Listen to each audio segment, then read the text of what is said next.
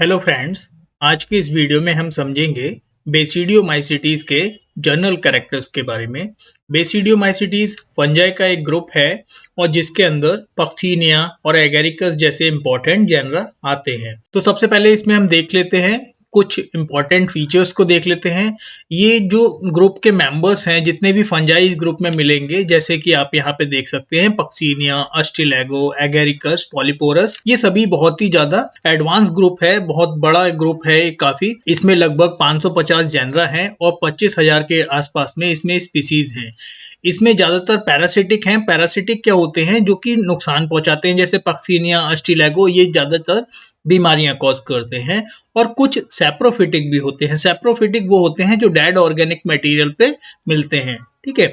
जैसे कि एगेरिकस है, जैसे कि मशरूम है ना, वो कोई बीमारी नहीं पहुंचाएगा। और पैरासिटिक वो होते हैं जो किसी दूसरे प्लांट के ऊपर पैरासाइट के फॉर्म में रहेंगे, वहां पे उसको नुकसान पहुंचाएंगे। इसके ज्यादातर मेंबर्स को हम मशरूम कहते हैं, puff balls, pore fungi, toad stools, stinkhorn, bird nest fungi, ये सभी इसके जेनरस के अलग अलग नाम हैं। अब हम कुछ डिटेल में पढ़ते हैं। तो इसका जो माइसीलियम होता है वो बहुत ज्यादा अच्छे से डेवलप होता है। ब्रांच्ड माइसीलियम होगा, यानी कि उसमें बहुत सारी शाखाएं मिलेंगी। और ये सेप्टेट होता है। सेप्टेट का मतलब होता है इसमें वॉल मिलती है, ठीक है। तो सेप्टा वॉल को हम क्या कहते हैं? सेप्टा कहते हैं। तो जो सेप्टा होते हैं, यहाँ दो तरीके के सेप्टा होते हैं। सिंपल सेप्टा होता है और दूसरा डोलीपोर सेप्टा होता है।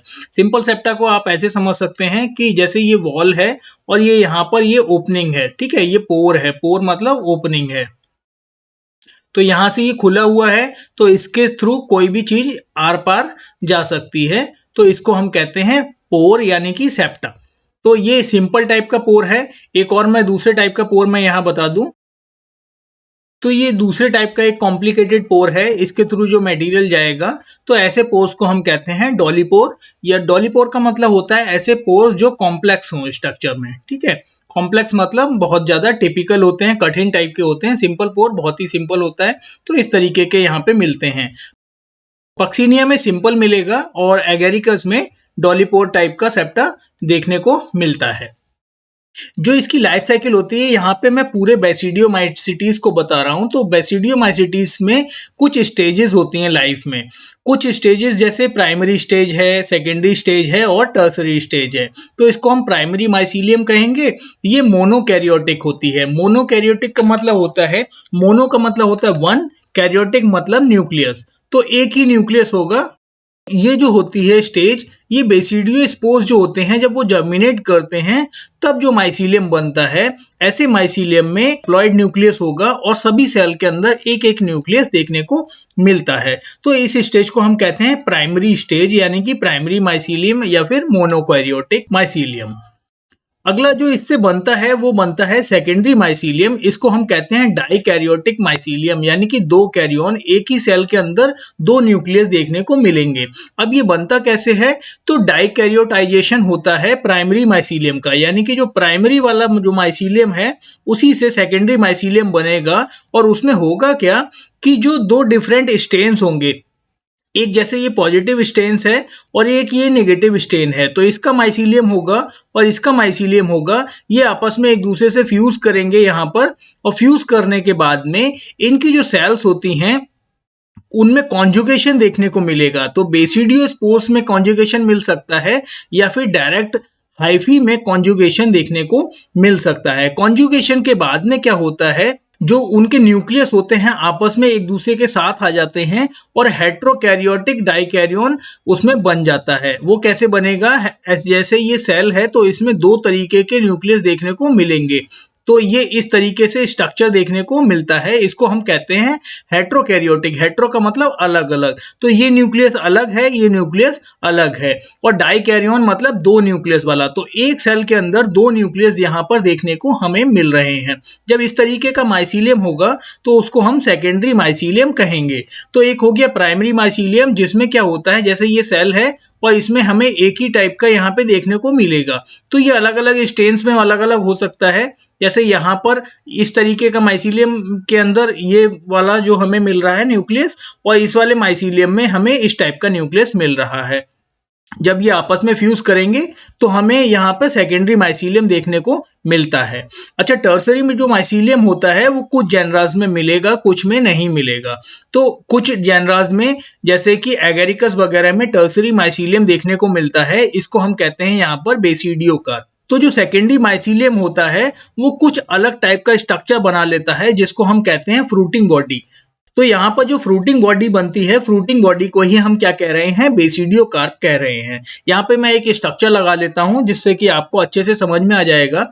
ये वाला प्राइमरी माइसीलियम है, सबसे पहला वाला है। ये वाला सेकेंडरी माइसीलियम है। प्राइमरी माइसीलियम में आप देखिए सभी सेल्स में एक एक यहाँ पे दो बन गया है। ये ऐसे मैं सेप्टा यहाँ पे बना देता हूँ। तो सभी सेल्स में एक एक यहाँ पे आपको न्यूक्लियस देखने को मिल रहा है। डाइकैरियन में क्या होता है, दो अलग अलग टाइप के स्टेन्स के न्यूक्लियस यहाँ पे देखने को मिलते हैं। एक ये वाला है जो रेड कलर से बना हुआ है और एक ये वाला है जो पर्पल कलर से बना हुआ है। सभी सेल्स के अंदर दो दो यहाँ पे न्यूक्लियस देखने को मिल रहे हैं। यही डाइकैरियन बाद में क्या करेगा, ये यहाँ पर इस टाइप का ये टर्सरी माइसीलियम बना लेगा जिसको हम कहेंगे फ्रूटिंग बॉडी या फिर बेसिडियोकार्प। तो बेसिडियोकार्प वो स्ट्रक्चर होता है जिसको हम कहते हैं फ्रूटिंग बॉडी। तो आपने अलग अलग टाइप की फ्रूटिंग बॉडी पढ़ी होगी, तो यहाँ पे आप बेसिकली समझें कि जो टर्सरी माइसीलियम होता है वो यहाँ पर क्या है, फ्रूटिंग बॉडी का काम कर रहा है। अब हम समझते हैं कि इसकी सेल वॉल कैसी होती है। इसकी सेल वॉल काइटिन की बनी होती है या ग्लूकैन की बनी होती है और इसमें तीनों टाइप का रिप्रोडक्शन, वेजिटेटिव, एसेक्सुअल और सेक्सुअल देखने को मिलता है। अब हम समझते हैं वेजिटेटिव रिप्रोडक्शन कैसे होता है। वेजिटेटिव रिप्रोडक्शन फ्रैगमेंटेशन और बर्डिंग के थ्रू होता है। फ्रैगमेंटेशन यानी कि माइसीलियम में कुछ जगह पे ऐसे फ्रैगमेंट्स में टूट गया, ऐसे कई टुकड़ों में टूट जाएगा, उसको हम फ्रैगमेंटेशन कहेंगे। बर्डिंग का मतलब होता है कि उसमें साइड से ऐसे बर्ड निकल के आती है। फिर एसेक्सुअल रिप्रोडक्शन है वो ओइडिया, कोनिडिया या क्लेमाइडोस्पोर्स के थ्रू होता है। आपने पक्सीनिया में यूरिडोस्पोर्स पढ़ा होगा, ये भी एक टाइप का एसेक्सुअल रिप्रोडक्शन है। फिर उसके बाद में आता है सेक्सुअल रिप्रोडक्शन। सेक्सुअल रिप्रोडक्शन में क्या होता है, स्पर्मेटाइजेशन या सोमैटोगेमी, क्लैम्प कनेक्शन और बोलर फिनोमिनन, ये उसके मेथड्स हैं जिसके थ्रू एसेक्सुअल रिप्रोडक्शन मिलता है। पिक्निडियोस्पोर्स आपने पढ़ा होगा, तो वो स्पर्मेटाइजेशन का जो पक्सीनिया में आपने पढ़ा होगा। फिर क्लैम्प कनेक्शन बहुत ही इंपॉर्टेंट टर्म है। ये सभी यहाँ पे सेक्सुअल रिप्रोडक्शन के टाइप्स हैं। अच्छा, बेसिकली सेक्सुअल रिप्रोडक्शन में होता क्या है कि प्लाज्मोगेमी होगी, प्लाज्मोगेमी के बाद में कैरियोगेमी होगी, कैरियोगेमी के बाद में उसमें मियोसिस मिलती है। मियोसिस के बाद में जो सेल्स बनती हैं, 4 सेल्स बन जाती हैं और वो चारों सेल्स जर्मिनेट करेंगी और जर्मिनेट करके फिर बाद में प्राइमरी माइसीलियम बना लेती हैं। तो यहाँ पे हम देखते हैं प्लाज्मोगेमी क्या होता है कि जैसे कोई एक न्यूक्लियस ये है, एक क्या कहते हैं, एक ये सेल है और एक ये सेल है। तो आप समझिए इसका एक न्यूक्लियस है और एक इसका न्यूक्लियस है। मैं दोनों को अलग अलग टाइप से बना रहा हूँ ताकि आपको समझ में आए। ये पॉजिटिव स्टेन्स है और ये नेगेटिव स्टेन है। यहाँ पे आप इजीली समझ सकते हैं दोनों को ही। तो ये दोनों ही न्यूक्लियस है, इनके अंदर का अपना एक साइटोप्लाज्म होगा। तो वो जो साइटोप्लाज्म जब फ्यूज करता है, अब ये दोनों सेल्स जब फ्यूज करेंगी आपस में, तो क्या होगा कि इनका सबसे पहले इनका न्यूक्लियस फ्यूज नहीं करेगा, सबसे पहले इनका साइटोप्लाज्म फ्यूज करेगा। तो जब साइटोप्लाज्म आपस में फ्यूज कर जाता है तो उसको हम कहते हैं प्लाज्मोगेमी। प्लाज्मोगेमी के बाद में क्या होता है, कैरियोगेमी होती है, यानी कि फिर उनका न्यूक्लियस आपस में एक दूसरे से फ्यूज करेगा। लेकिन क्या होता है बेसिडियोमाइसिटीज में, जो जैसे ही प्लाज्मोगेमी होती है उसके तुरंत बाद कैरियोगेमी नहीं देखने को मिलती है, यानी कि कैरियोगेमी थोड़ा डिले होती है। जब डिले होगी तो इस टाइप का एक माइसीलियम देखने को, एक टाइप का सेल्स देखने को मिलेंगी जिसमें दो टाइप के न्यूक्लियस देखने को मिलते हैं। तो दोनों ही स्टेन्स मिलेंगे, तो इसीलिए इसमें हमें क्या मिलेगा, सेकेंडरी माइसीलियम देखने को मिलता है, क्योंकि इसमें कैरियोगेमी थोड़ा सा डिले से होती है। फिर कैरियोगेमी के बाद में क्या होता है कि जो अलग अलग स्टेन्स हैं वो फ्यूज करेंगे और एक बेसिडियम मदर सेल के अंदर, ये बेसिडियम मदर सेल है, इसके अंदर फ्यूज करेंगे और एक डिप्लॉयड सिनकैरियन का फॉर्मेशन होता है। अब डिप्लॉयड सिनकैरियन क्या है, डिप्लॉयड, ये दोनों देखिए, ये हैप्लॉयड स्ट्रक्चर था, यानी कि इसमें n number of cells, n number of chromosome थे, इसमें भी n नंबर ऑफ क्रोमोसोम थे।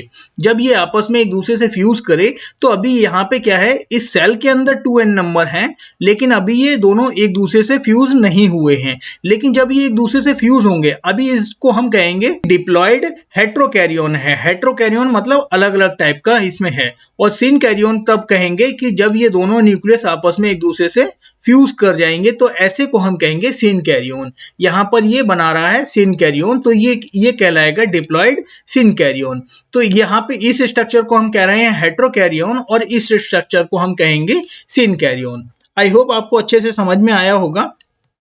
जब सिनकैरियोन का फॉर्मेशन हो जाता है, फिर उसके बाद में उसमें मियोसिस देखने को मिलती है। तो जब मियोसिस देखने को मिलेगी तो ये 2n है, यहां से ये क्या करेगा, 4 तरीके की सेल्स यहाँ पे बनेंगी जिनको हम कहेंगे बेसिडियम। ठीक है, बेसिडियो स्पोर्स कहेंगे। ये बेसिडियो स्पोर्स हैप्लॉइड होंगे क्योंकि यहाँ पे रिडक्शन डिवीजन देखने को मिल रहा है। यहाँ पर रिडक्शन डिवीजन मिलेगा, तो रिडक्शन डिवीजन यानी कि मियोसिस देखने को मिलेगी। जब यहाँ पर मियोसिस देखने को मिलेगी तो मियोसिस में क्या होगा कि यहाँ पर हैप्लॉइड नंबर ऑफ सेल्स बनेंगी, और वो जो हैप्लॉइड नंबर सेल्स हैं वो सभी क्या कहलाएंगी, बेसिडियो स्पोर्स कहलाएंगी। तो ये सभी क्या है, बेसिडियो स्पोर्स हैं। इनमें n नंबर हैं क्रोमोसोम्स के। ये बेसिडियो स्पोर जर्मिनेट करेंगे और जर्मिनेट करने के बाद में प्राइमरी माइसीलियम बनाएंगे। तो बेसिडिया यहाँ पे 2 टाइप के होते हैं, एक होता है होलोबेसिडियम और दूसरा होता है फ्रैग्मोबेसिडियम। होलोबेसिडियम क्या होता है, एसेप्टेट होता है, यहाँ पे कहीं भी वॉल का फॉर्मेशन नहीं है। ये वाला पहला टाइप का है होलोबेसिडियम और ये वाला दूसरे टाइप का है फ्रैग्मोबेसिडियम। होलोबेसिडियम में क्या होता है, एक स्टेरिग्मा लगा होता है। स्टेरिग्मा क्या होता है कि जो बेसिडियो स्पोर्स होते हैं उनको कनेक्ट करता है बेसिडियम से। ठीक है, तो एक ये सपोर्टिंग स्ट्रक्चर होता है, स्टेरिग्मा इसको कहते हैं। ये सैलेंडिकल्स होते हैं होलोबेसिडियम, है ना, और ये इसमें स्टेरिग्मा मिलता है और एसेप्टेट होते हैं, यानी कि यहां पर कहीं भी बीच में वॉल नहीं मिलेगी। ठीक है, यहां पे वॉल नहीं मिलेगी। और फ्रैग्मोबेसिडियम क्या होते हैं, सेप्टेट होते हैं। सेप्टेट यानी कि यहाँ पर देखिए सभी जगह यहाँ पे वॉल देखने को मिल रही है, तो ये सेप्टेट होते हैं। सेप्टेट होने के साथ में इसमें लेटरल स्टेरिग्मा मिलता है। ये देखिए ये जो कनेक्शन इसका यहाँ पे पॉइंट है ना, ये स्टेरिग्मा है, ये वाला जो पार्ट है ये स्टेरिग्मा है ना। तो स्टेरिग्मा यहाँ पे लेटरल मिलता है लेकिन टर्मिनल स्टेरिग्मा नहीं मिलता है। तो इस टाइप के हमें 2 यहाँ पे होलोबेसिडियम और फ्रैग्मोबेसिडियम 2 टाइप के बेसिडिया देखने को मिलते हैं। बेसिडियो जो स्पोर्स होते हैं वो एक्सोजीनस होते हैं। एक्सो का मतलब होता है आउटर, आउटर यानी बाहर की तरफ, और जीनस मतलब वहां से वो फॉर्म हो रहे हैं, यानी कि उनका जो बनने की जो प्रोसेस है वो बाहर हो रही है, ओपन में हो रही है, किसी कवरिंग बॉडी में नहीं बन रहे हैं। और इसकी जो फ्रूटिंग बॉडी होती है उसको हम क्या कहते हैं, बेसिडियो कार्प कहते हैं। अब बेसिडियो कार्प क्या होता है, कुछ ही मेंबर्स में जनरेट होती है, जैसे कि एगेरिकस हो गया, पॉलीपोरस हो गया। मैं यहाँ पे एक डायग्राम फिर से वही वाला लगा देता हूं। तो ये वाला जो थर्ड वाला स्ट्रक्चर है इसको मैं पहले ही बता चुका हूं, ये क्या है, बेसिडियो कार्प है। और इसमें 2 पार्ट देखने को मिलते हैं जो इंपॉर्टेंट पार्ट होते हैं, एक होता है स्टाइप और एक होता है पाइलियस। स्टाइप जो नीचे का पार्ट होता है और पाइलियस जो होता है ऊपर का पार्ट होता है। पाइलियस पर ही बेसिडियो स्पोर्स का फॉर्मेशन होता है, यही इसका फर्टाइल रीजन होता है। तो यहाँ से कई टाइप के क्वेश्चन बन सकते हैं। पहला क्वेश्चन एक इंपॉर्टेंट ये बनता है कि जो बेसिडियो कार्प होता है या फ्रूटिंग बॉडी होती है वो कौन से टाइप का माइसीलियम होता है। तो यहाँ पे हमें पता है ये कौन सा है, टर्सरी माइसीलियम है, यानी कि तीसरे प्रकार का माइसीलियम है। और बेसिडियो कार्प का जो इंपॉर्टेंट पोर्शन होता है वो फर्टाइल पोर्शन होता है, यानी कि जहां पर हमें बेसिडिया देखने को मिलेगा वो बेसिडिया कहां पर देखने को मिलेगा, पाइलियस पोर्शन में मिलेगा। तो इसका जो इंपॉर्टेंट पार्ट है वो क्या है, पाइलियस है। आई होप आपको वीडियो अच्छा लगा होगा, अच्छे से समझ में आया होगा। कोई भी अगर आपको क्वेश्चन है तो आप मुझे पूछ सकते हैं। Thank you, thanks for watching.